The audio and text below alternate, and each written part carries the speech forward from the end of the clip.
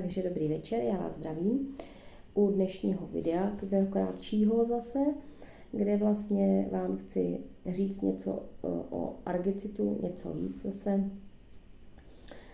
Vlastně máme tady to větší balení 250 ml, když my to s mamičou bereme obě, se nám vyplatí to větší balení.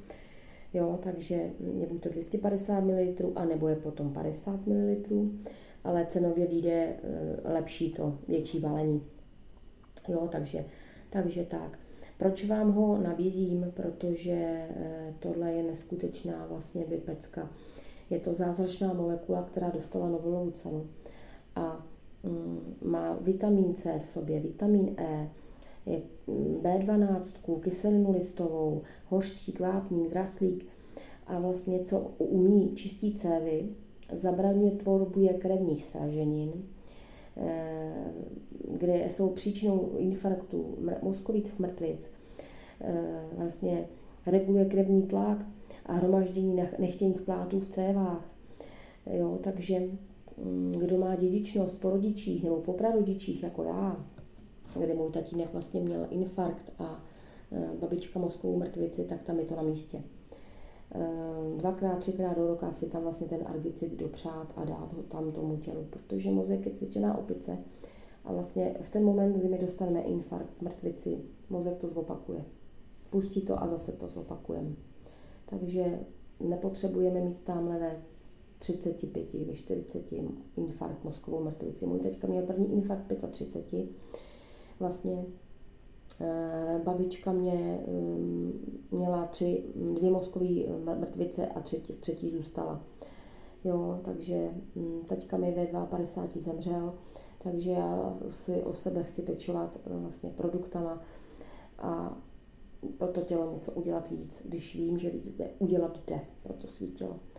Jo, a co vlastně argicid umí? Argicid umí, je dobrý na cukrovku, na revmatickou artritidu, na vlastně kardiovaskulární onemocnění, infekce, močové cesty, roztroušenou sklerózu, Alzheimerovu nemoc, na vředy a na zánětlivý onemocnění.